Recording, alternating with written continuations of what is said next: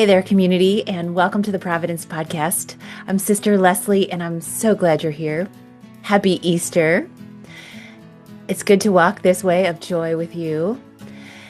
This week on the podcast, we have a couple of special guests. Two of my sisters will be reflecting on one of the Easter readings, so I hope that this conversation resonates with you.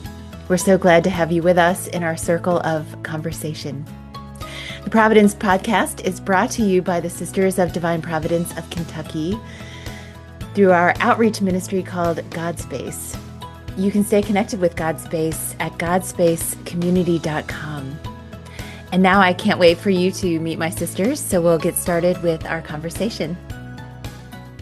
Well, welcome everyone, and thank you for listening to our Easter podcast. Happy Easter. May this be a season of joy and resurrection for you and for all of us. As I said in the intro, I'm here with two of my lovely sisters, and we'll be reflecting about one of the Easter readings with you.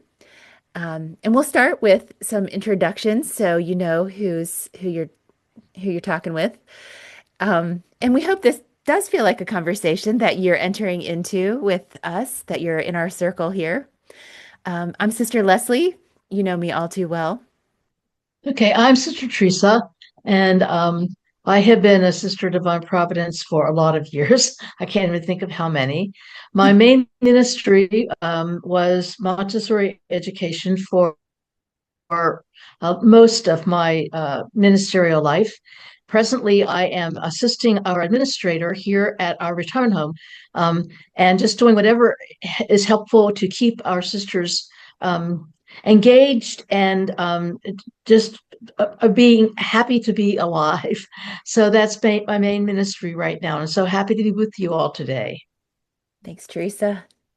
And I'm Sister Fidelis. I've had a kind of a, people might call it a checkered past. I've had many different kinds of ministries. I began as a high school math and science teacher, and I must admit, of all the things I've done, that was my favorite.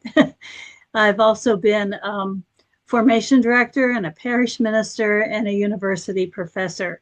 And so I really liked teaching math and science. My least favorite thing was being involved in formation work. It was hard. But I've been a sister for many, many years. And I must say that even though some of them were not doing my favorite thing, all of them have been rich. And all of them have somehow helped me grow, I think, into a more rounded and better person. Wonderful. Thank you. And I can say, I think you are a wonderful, well-rounded person, Fidelis. And Teresa, you always make me feel happy to be alive. So thank you. Oh, thank you. So, what we'll do is we'll go ahead and read one of the many, we have options for Easter Sunday. And so we'll read one of those options and then we will begin our reflection. So Sister Fidelis is going to read our reading for us, and we'll go from This there. is a reading from the Gospel of Matthew. After the Sabbath, as the first day of the week was dawning, Mary Magdalene and the other Mary came to see the tomb. And behold, there was a great earthquake, for an angel of the Lord descended from heaven, approached, rolled back the stone, and sat upon it. His appearance was like lightning, and his clothing was as white as snow. The guards were shaken with fear of him and became like dead men. Then the angel said to the women in reply, "Do not be afraid. I know that you are seeking Jesus the crucified. He is not here, for he has been raised, just as he said. Come and see the place where he lay. Then go quickly and tell his disciples, he has been raised from the dead, and he is going before you to Galilee. There you will see him." Behold, I have told you. When they went away quickly from the tomb, fearful, yet overjoyed, and ran to announce this to his disciples. And behold, Jesus met them on their way and greeted them. They approached, embraced his feet, and did him homage. Then Jesus said to them, "Do not be afraid.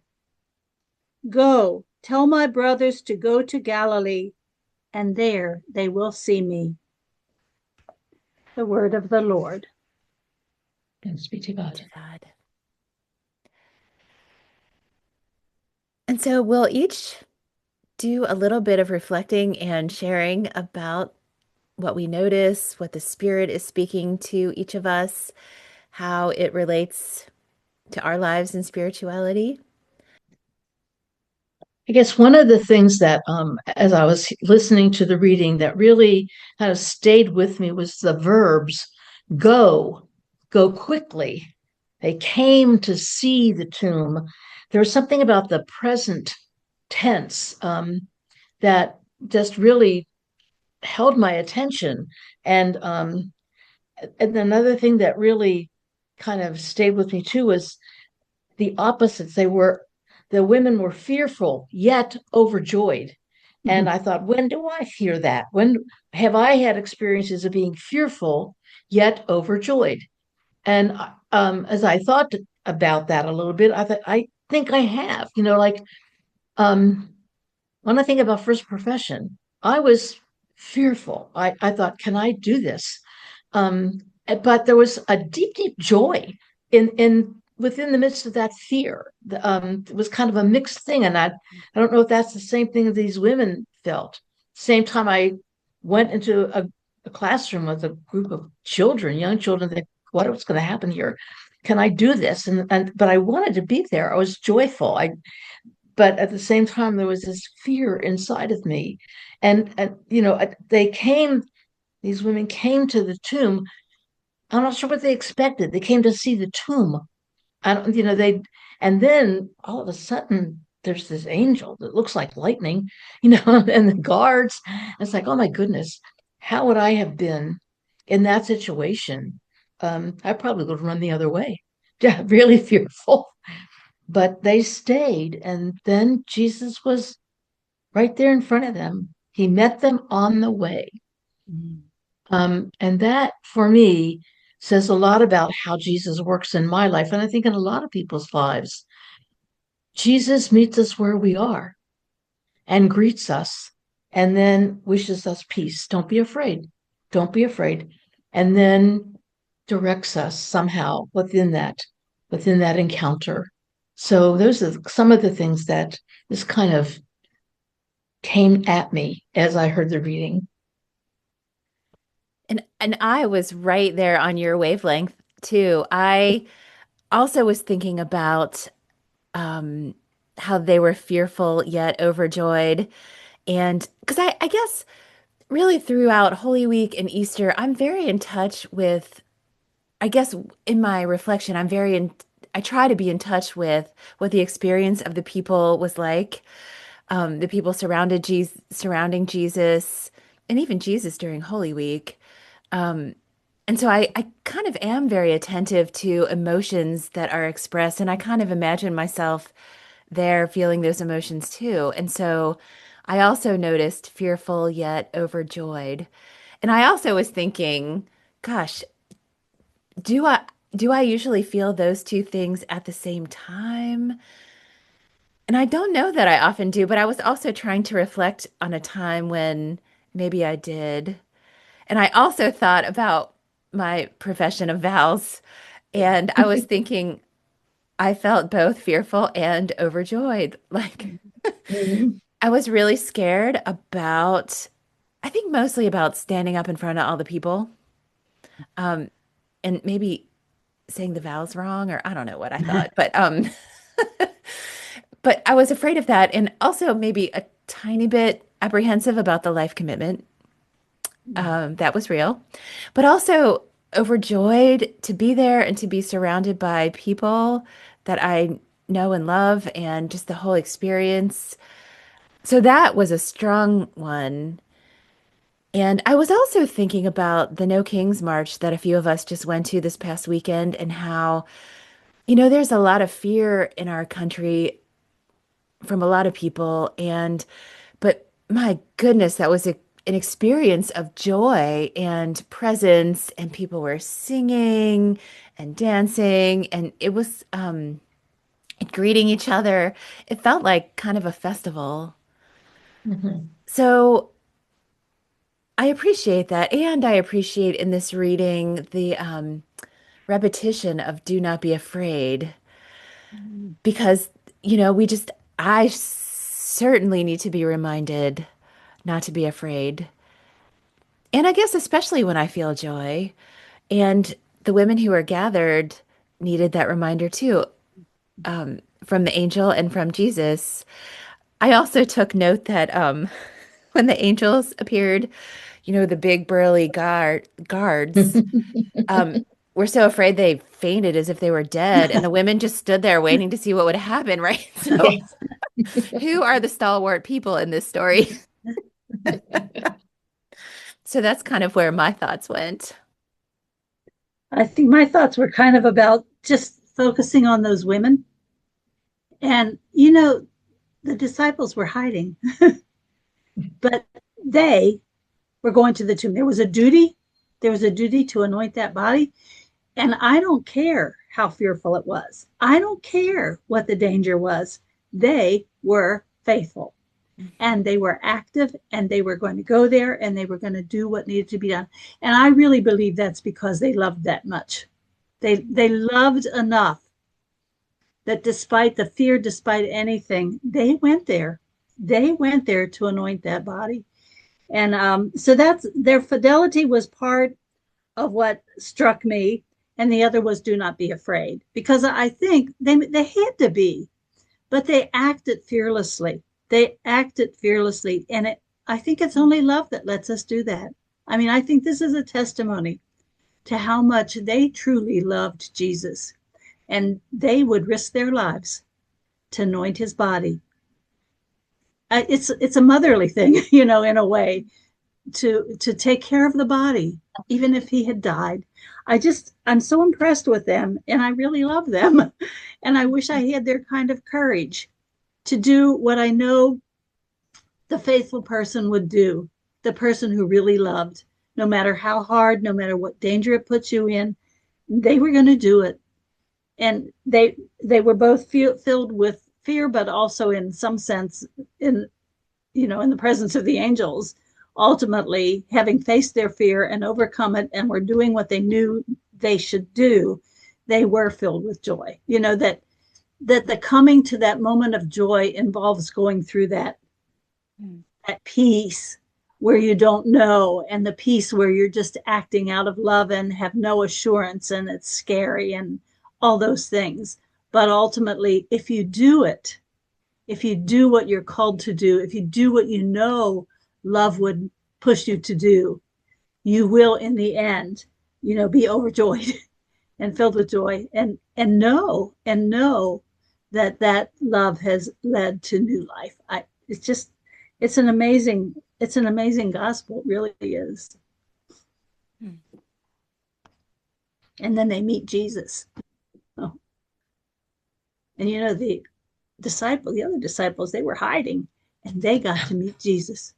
They got to meet him first before anybody else, because of their courage, I think, and their love.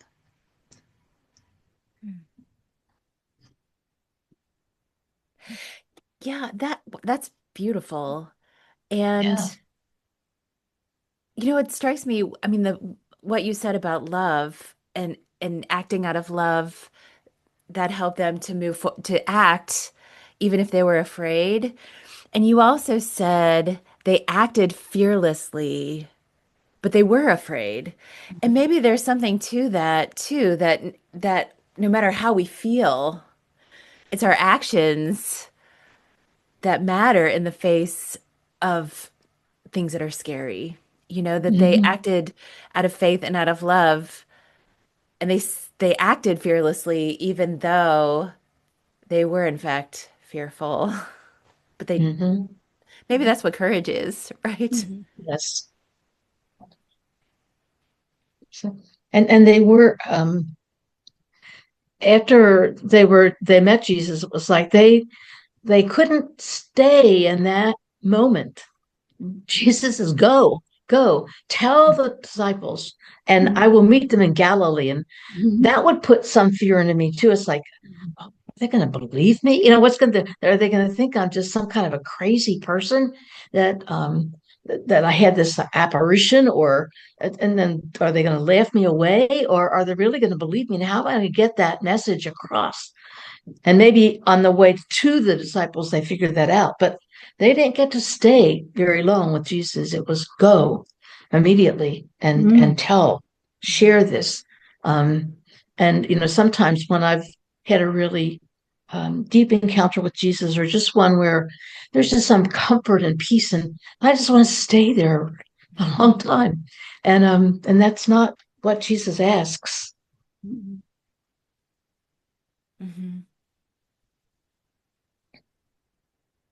It's like love impels us out of our place of comfort.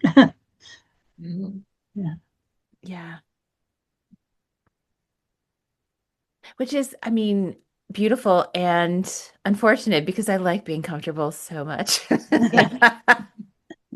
we all? I'd take it if it's offered. Yeah.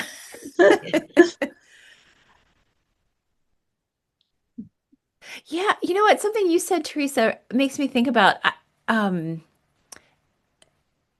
way back to Mount Tabor, which was a reading that we read, earlier on in Lent. But that sense of like wanting to be with Jesus, having such a beautiful encounter and wanting to stay in it. Mm-hmm. And they couldn't stay there. They had to keep going down the mountain, right? And these women too. Because I always have that sense in this resurrection reading too, that I would want to stay there. Like, oh my gosh, we thought he was dead and here he is. He's alive. And I would want to stay there too and not go find those disciples who are in hiding.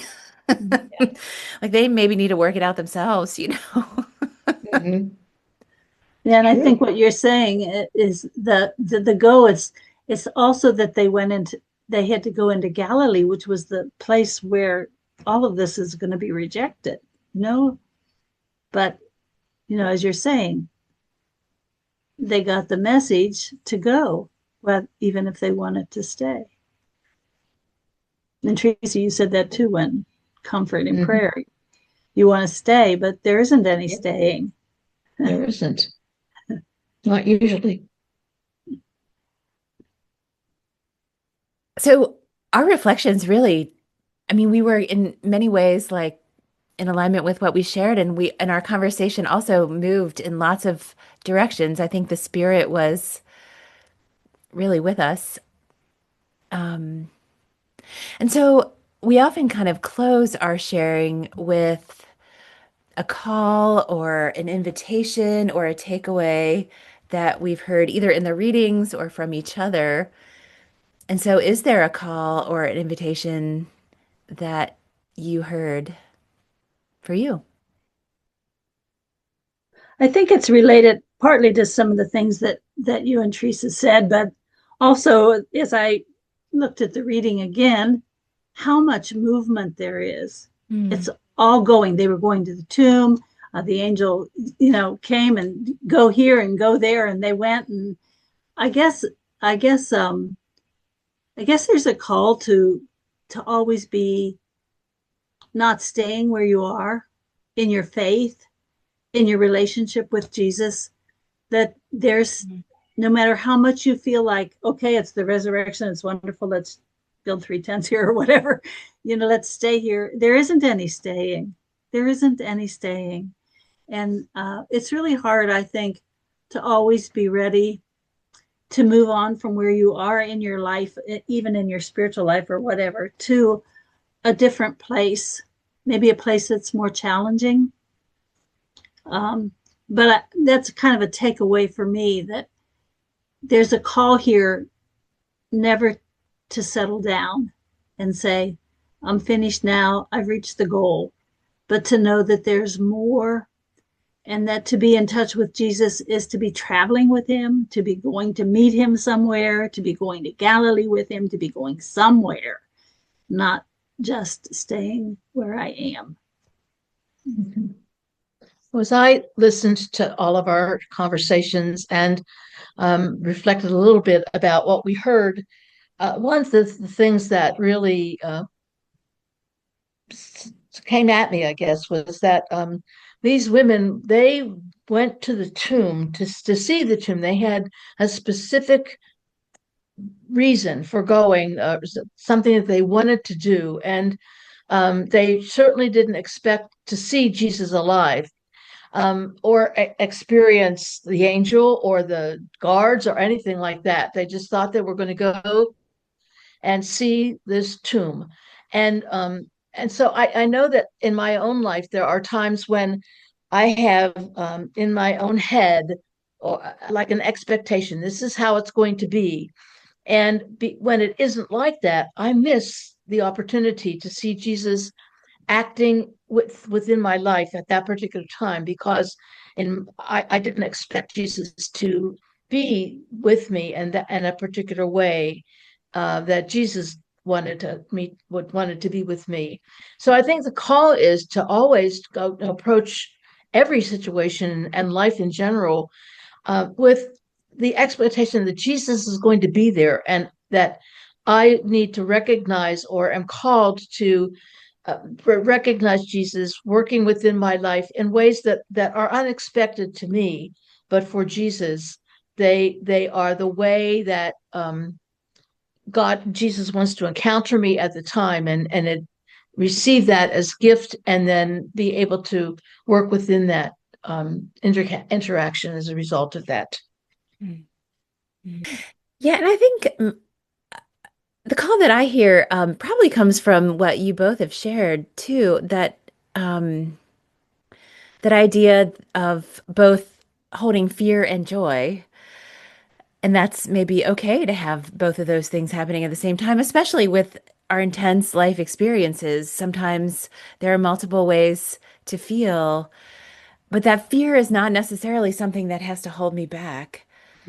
Because I sometimes do get very afraid about the future, or I don't know, challenges that emerge. I tend to move toward fear pretty easily, but I love the idea that you said before, Fidelis, about how the women were acted fearlessly. They acted fearlessly. So even though they were filled with fear, they acted fearlessly. And that's, I think, the invitation I hear, to act as if I'm not afraid, even if I am. And God is there. I mean, God is there.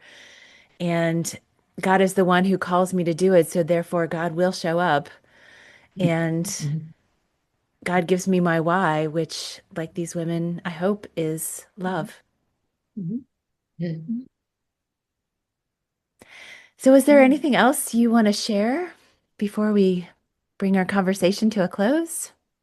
I'd just like to share gratitude for what all you have shared, because it's really inspiring to hear the different views and to see all the insights that there can be into a real simple reading about a couple women doing what they had to do out of love. Out of love. Yeah. Yeah. And I can echo that too. And just appreciation for being able to reflect with the two of you, because it does show like how holding our spirituality in community helps us to grow and inspires us. And God is so present in that. And not just with us, but with all of you who are listening and praying along and reflecting with us. Thanks for being part of our circle of community. Thanks for joining in this reflection. I hope that there are some things that resonated with you all too, and that this opens up the way for the Easter season for all of us. And so thanks for being with us, and happy Easter. Happy Easter, yes. Happy Easter. Springtime. Happy Easter. Yeah. Yes. All right. Till next time. Bye.